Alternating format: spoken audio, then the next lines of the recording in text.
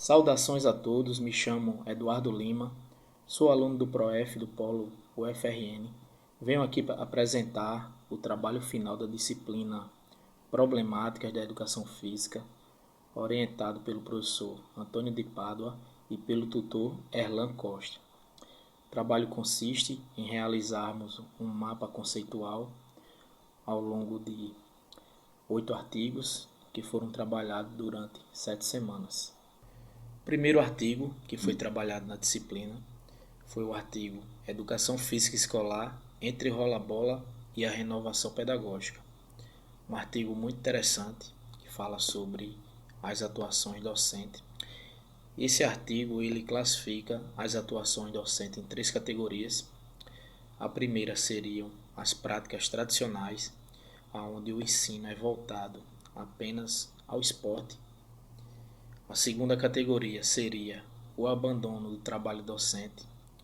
Então, seria aquela prática do professor, onde o professor apenas entrega a bola aos alunos e deixa os alunos à vontade na quadra. E a terceira categoria seriam as práticas inovadoras, onde literalmente o professor ele vai ter um empenho em trazer conteúdos, em diversificar os temas que serão trabalhados com aquela turma. As aulas tradicionais, como eu falei, existe uma subordinação da prática esportiva, a ênfase no rendimento atlético. As aulas são focadas na preparação para competições, interclasses, jogos escolares. Existe também uma exclusão daqueles alunos menos habilidosos, priorizando aqueles alunos que se destacam nas modalidades. Pouca explicação sobre o conteúdo sociocultural do esporte, o que aquele esporte está influenciando na sociedade ou culturalmente na vida dos alunos, e a ênfase exclusiva na habilidade técnica. O abandono do trabalho docente, existe uma falta de investimento do professor, onde os alunos eles ficam à vontade na quadra sem qualquer interferência do professor. Alguns alunos não participam, certo? Alguns ficam sentados na arquibancada apenas olhando, enquanto outros vai jogar aquele rachão, aquele futebol. O professor ele fica ausente ou apenas administra a questão do material, e existe pouca ou nenhuma discussão sobre os temas trabalhados. Já as práticas inovadoras, existe uma ênfase no ensino dos conteúdos específicos.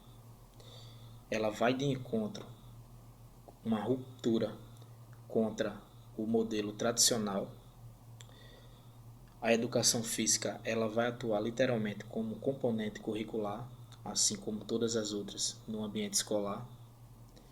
Existe uma busca por significados e contextualização, e também existe uma integração com as outras disciplinas. Então, as práticas inovadoras ela vem para revolucionar aquele modelo que já estava culturalmente engessado nas escolas, ou da prática esportivista, ou do abandono do trabalho docente. Existem alguns fatores que influenciam as atuações docentes também, algumas dimensões, como as condições objetivas de trabalho. Então, tanto os professores renovadores como os esportivistas também reclamam muito sobre as condições de trabalho, os materiais, a infraestrutura, a busca por um salário decente para os profissionais da educação. Existe um discurso também renovador versus aquela identidade profissional, onde cada vez mais o profissional da educação física ele busca, a sua valorização no ambiente de trabalho, no meio escolar. E com o passar das décadas houve uma transformação da área, onde passou daquele modelo esportivista para o abandono do trabalho docente, às vezes acontece simultaneamente os dois, para uma prática renovadora, onde hoje a gente consegue perceber os professores mais empenhados, mais dedicados em trabalhar a cultura corporal do movimento, em trazer essa significação e buscar uma transformação dos alunos. Então esse texto foi muito interessante para o início, né? O primeiro texto que a gente trabalhou na disciplina, já para que nós alunos pudéssemos refletir sobre as outras problematizações da educação física. Na segunda semana estudamos o artigo Relação entre ensinar a fazer e ensinar sobre fazer na educação física escolar. Então o texto inicia, né, fazendo uma crítica sobre o modelo tradicional, que tinha ênfase apenas no fazer, na prática esportiva e nos quesitos técnicos da educação física, trabalhando pouca ou nenhuma parte conceitual, sem questionamentos sobre o fazer, apenas sobre aquela parte prática de procedimentos. Depois tivemos os movimentos renovadores, onde existia uma crítica a esse modelo tradicional. O movimento renovador elevava a disciplina escolar, incluía preocupações, questionamentos e reflexões sobre aquela prática, não apenas sobre a fazer, mas ensinar sobre o fazer. A relação entre ensinar a fazer, que era a prática, e saber sobre fazer a teoria, gerou uma integração que é fundamental para superar esse movimento tradicional. A partir de então, houve uma valorização do ensino a partir das diretrizes curriculares. A educação física começou a ser mais contextualizada, o ensino ficou mais contextualizado. Houve um equilíbrio entre a teoria e a prática, onde antes a gente via exclusivamente a prática como principal metodologia, apenas a parte esportiva, e que hoje não é apenas a aula prática, hoje existe um equilíbrio entre a teoria e a prática. Então houve uma superação entre fazer e sobre fazer. Alguns estados naquela época começaram a trabalhar de uma forma diferente, a exemplo do estado do Ceará e do estado de São Paulo, onde iniciaram as aulas teóricas e que gerou muita revolta por parte daqueles profissionais que estavam muito habituados a trabalhar na forma tradicional e, no entanto, eles teriam que modificar, né, que se atualizar, se transformar numa aula renovadora, onde naquele momento houve muitos questionamentos, muitas discussões sobre o que era o correto e o que não era. A partir disso também houve uma supervalorização da educação física, desse modelo sobre o fazer, onde as abordagens começaram a ser trabalhadas no dia a dia e gerou aquele questionamento sobre os alunos dentro da sala de aula dão menos trabalho, os alunos fora, no ambiente de quadra, eles ficam muito dispersos, dão muito trabalho. E acabou que a educação física teve o seu status elevado. Até hoje, ainda a gente vê profissionais que trabalham de uma forma tradicional, mas percebemos que a grande maioria está trabalhando nessa linha da prática renovadora. Na semana 3, tivemos o artigo Educação Física como componente curricular na educação básica, aspectos legais. Então, esse artigo ele fala sobre as leis que regem a educação física no nosso país e quer tornar um componente curricular obrigatório. Então, a primeira lei que o artigo fala é a LDB de 61, aonde diz que a educação física passa a ser obrigatória. A segunda lei é a lei de 1971, aonde já começa a citar algumas dispensas. Aqueles estudantes que trabalham, que estudam no período noturno, que estão em serviço militar, estariam dispensados das aulas de educação física. A terceira lei é a LDB de 1996, onde já traz a educação física como um componente curricular obrigatório, integrado à proposta pedagógica da escola, onde a partir desse momento também seria facultativo em cursos noturnos. Já a Lei 10.793 de 2003, ela traz questões mais específicas em relação à dispensa, onde o aluno, o estudante que trabalhasse mais de 6 horas, tivesse mais de 30 anos, estivesse em serviço militar e que tivesse prole, estariam dispensados.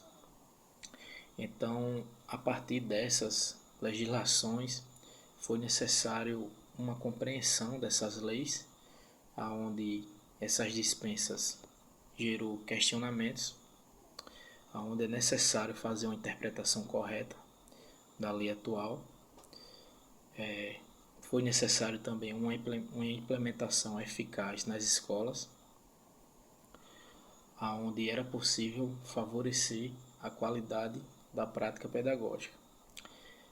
Em relação às dispensas e às interpretações, é importante saber o real significado da palavra dispensa, as condições para essas dispensas, os motivos para a maior dispensa nos anos mais avançados. Então, os alunos de ensino médio tinham essa cultura de que eles seriam dispensados das aulas para focar no vestibular.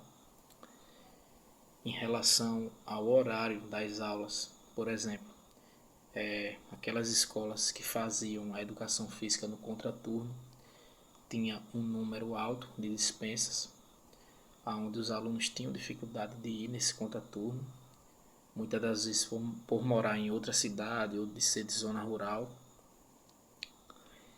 A partir desses questionamentos gerou muitas ações e reflexões.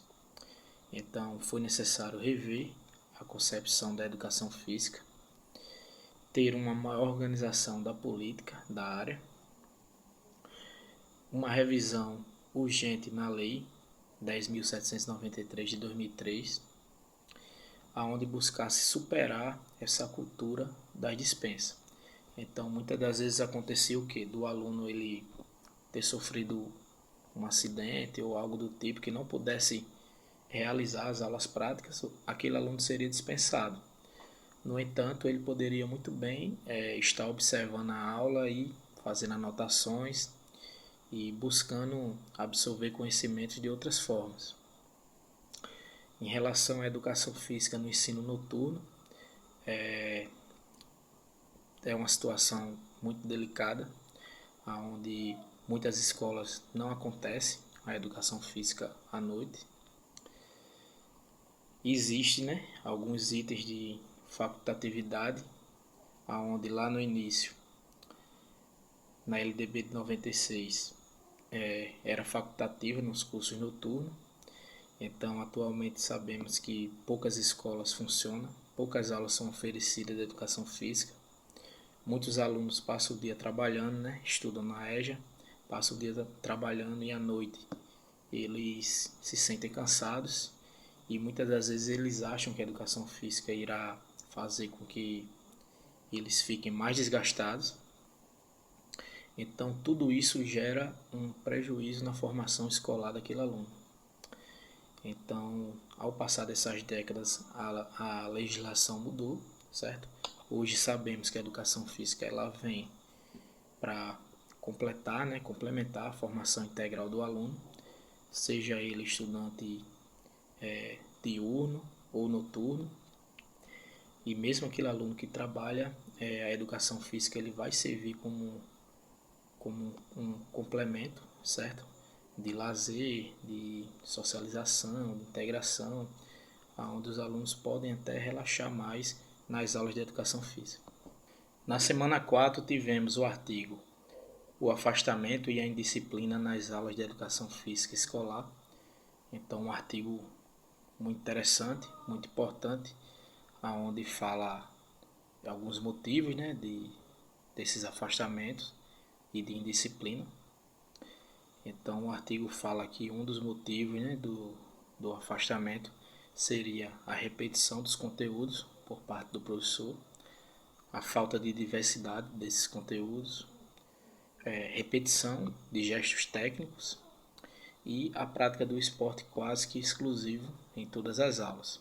Então, muitas das vezes, o professor, quando ele diversifica, ele ainda utiliza o famoso quarteto fantástico, né? Que seria a prática do futsal, do voleibol, do handebol e do basquete, ficando apenas nessas opções de conteúdos para seus alunos.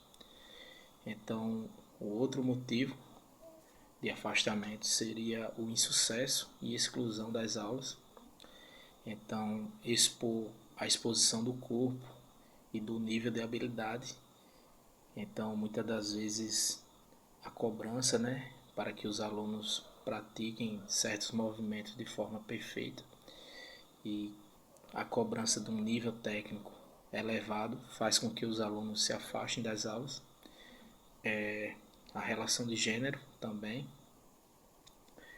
você trabalhar separadamente meninos e meninas, muitas das vezes gera um afastamento.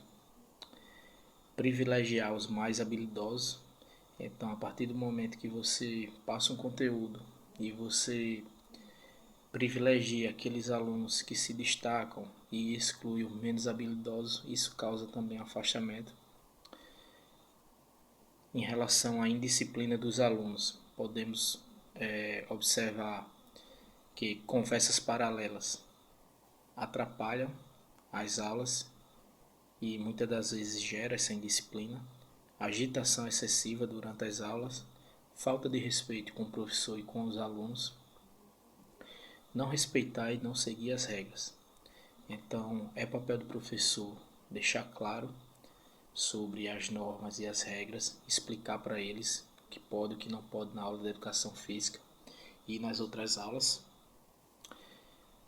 A complexidade do tema indisciplina tem dois pontos de vista diferentes, né? O ponto de vista do estudante e o ponto de vista do professor, onde o estudante reclama, né, que a culpa é do professor, e os professores também reclamam falando que a culpa é dos alunos, problematizando o afastamento e a indisciplina. Então, não existe soluções simples, então todas as situações necessitam de uma atenção especial para que seja resolvido, e é necessário o enfrentamento por parte do professor para que ele consiga resolver as situações da melhor forma. Possibilidades didáticas para superar. Então, o artigo ele cita o futebol calerreiro, que é um modelo de responsabilidade social e pessoal.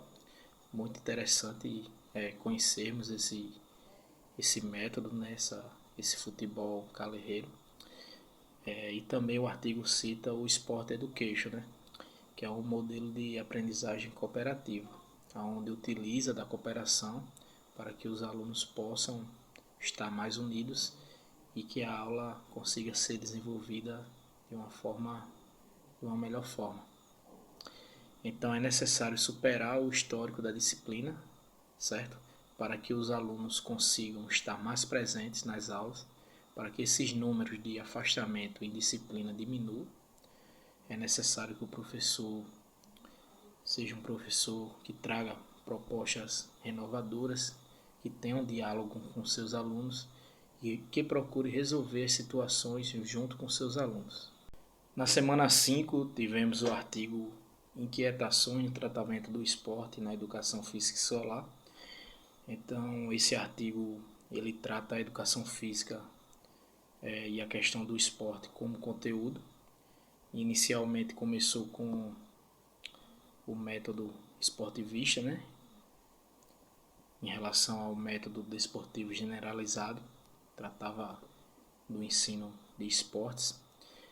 A partir do golpe de 1964, houve uma maior cobrança em relação à participação em eventos esportivos, em disputar torneios, campeonatos, em representar o Brasil nas competições. Então existia uma cobrança sobre realmente conquistar medalhas, né? Ganhar, ter um resultado positivo em competições, onde o esporte vinha como um conteúdo hegemônico. Então, nesse contexto do esporte como conteúdo hegemônico, o esporte realmente estava totalmente ligado com os propósitos da educação física escolar. Então, era o esporte como conteúdo, mas não como único, mas como um dos principais. A educação física e as equipes escolares. Então existia uma preparação das equipes para as competições escolares, jogos escolares e competições. A predominância em algumas modalidades, então a respeito daquelas modalidades que são consideradas o Quarteto Fantástico. Então na semana 4 a gente já estudou sobre o Quarteto Fantástico e na semana 5 esse artigo volta a citar, a comentar sobre essas modalidades. Então, em seguida, houve uma renovação pedagógica. Então, o esporte passou a integrar nas abordagens renovadoras. Eles surgem as novas tendências pedagógicas. Então, qual era o pensamento da época? Então, a partir das novas abordagens, né, renovadoras, houve alguns pensamentos equivocados sobre os dois lados, tanto daqueles profissionais que eram tidos como tradicionais, como do outro lado os profissionais que eram tidos como renovadores. Então existia por um lado uma negação ao esporte, onde devemos tratar o esporte de forma pedagógica. Algumas pessoas criticavam sobre essa ênfase da técnica. Então foi dado um novo sentido, superando essa ênfase da técnica. Então a técnica ela veio juntamente com outros critérios que seriam repassados para os alunos, não apenas a técnica. Em relação à oposição, rendimento e ludicidade, então existia uma cobrança sobre os alunos terem um ótimo rendimento, um rendimento de nível olímpico, alto nível. Então não devemos trabalhar dessa forma. Então devemos incentivar para que nossos alunos aprendam e tenham um bom rendimento nas aulas. E muitos profissionais criticavam, dizendo que existia uma substituição da prática pela técnica, onde o esporte ele deve ser contextualizado. Então, trazendo para o panorama atual que estamos vivenciando atualmente, devemos entender por que e para que ensinar o esporte. Então, é fundamental que possamos garantir uma maior diversidade de conteúdos, de temas, trazer questionamentos, trazer reflexões para os nossos alunos sobre os mais variados temas e o que ensinar sobre esporte. Então, ao trabalharmos os conteúdos, devemos passar para os nossos alunos que existe uma lógica comum dessas modalidades, como por exemplo os esportes de invasão. Se o aluno ele for praticar um futsal, um handebol, um basquete, um frisbee, ele deve entender que existe uma lógica interna, tanto numa modalidade quanto na outra. Então, é de extrema importância que nós, professores, não possamos ficar apenas na parte técnica, onde devemos trabalhar outras questões, devemos influenciar nossos alunos, trazer reflexões, questionamentos, para que sejam alunos autônomos e independentes. Dando sequência, iremos agora para a semana 6, onde estudamos os artigos Educação Física Escolar e a Questão de Gênero e Masculinidade na Educação Física Escolar. Então, são dois artigos interessantes, onde notamos que realmente acontece muito durante as aulas de Educação Física. E, esses artigos falam sobre a questão de gênero. Então, ele começa falando sobre aulas mistas, que é bastante comum na infância, aulas separadas, que é frequente no ensino fundamental 2, e vem o questionamento que por que isso acontece, né? Por que no infantil a gente consegue ter aulas mistas e no ensino fundamental 2 existe uma resistência sobre manter essas aulas mistas, tendo uma tendência a separar, né, os meninos das meninas. Então o texto ele diferencia essa questão do sexo. Então o sexo está voltado à parte biológica, né, ao órgão genital. O gênero seria a construção social, masculino e feminino. E também ele fala sobre a orientação sexual, em relação a ser hétero, ser homo ou ser bi, entre outras questões. Então o texto também fala que em relação a essa separação do gênero, acontece muito uma resistência do profissional em relação às aulas mistas. Então muitas das vezes o profissional ele vai fazer aquilo que ele considera mais fácil, né, para organizar os alunos. É importante que exista o respeito e a inclusão durante essas aulas.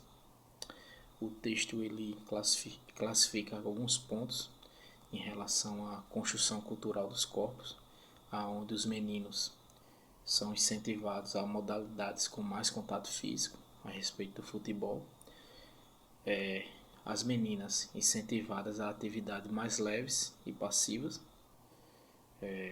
voleibol, entre outras atividades, e que existe um impacto, uma desigualdade nesse desempenho, né? Então, em relação ao masculino e feminino, existe uma diferença de força. Então, o texto fala sobre essa desigualdade de alguns aspectos na aptidão e no desempenho. Então, o texto também traz algumas questões para reflexão, que seria a reprodução de estereótipos, a valorização de certos corpos e habilidades, aqueles alunos que se mostram mais habilidosos, aonde proporciona uma exclusão e desmotivação dos demais. Ele traz também algumas alternativas didáticas para que possamos trabalhar,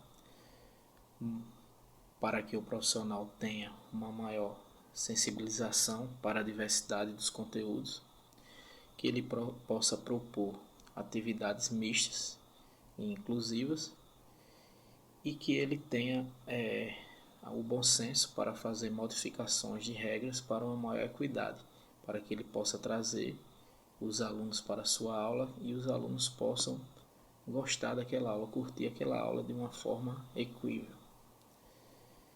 Em relação aos objetivos da educação física, devemos promover a cultura corporal do movimento, desenvolver o pensamento crítico dos nossos alunos, valorizar a diversidade e garantir uma maior equidade. Passamos agora para a semana 7, onde tivemos o artigo, né, o texto, o livro Pedagogia do Oprimido, onde vamos tratar alguns temas geradores. Então o texto inicia falando as reflexões sobre o ato de educar, fala sobre uma educação linear, onde o professor é o dono do conhecimento e o aluno ele vai apenas receber aquele conhecimento, né? Não existe questionamentos, onde o professor ensina e o aluno escuta ou aprende. Então, a partir desses momentos, a gente passa para o ensino por meio de temas geradores, onde Paulo Freire ele nos apresenta a pedagogia libertadora e ele tematiza em 3 situações. Então ele fala sobre a investigação, onde o professor deve investigar a realidade daqueles alunos. Ele fala também sobre uma tematização, que seria a aula em si, e também ele fala sobre a problematização, sobre o professor trazer os questionamentos, influenciar os alunos para que eles possam ser pessoas pensantes e que possam resolver conflitos a partir de uma interrogativa. Então, a partir desses 3 temas, é importante que haja um diálogo entre a teoria e a prática e que os alunos realmente passem por situações, problemas reais. Então, devemos levar para os nossos alunos situações reais. O texto ele é bem claro em relação a isso. Falando novamente sobre a educação problematizadora, então ele traz também uma proposta onde o educando, o educador, o meio social e o conhecimento eles possam caminhar juntos e que haja também uma interdisciplinaridade entre os outros componentes curriculares, onde trabalhando todos os componentes, o aluno ele vai ter uma melhor condição de desenvolver a sua formação de forma integral, para que ele seja uma pessoa que possa refletir, questionar sobre diferentes assuntos e que ele tenha um pleno desenvolvimento. Então, esses foram os meus mapas. Agradeço a atenção de todos. Espero que essas explicações e esses mapas sejam satisfatórios para todos. Forte abraço.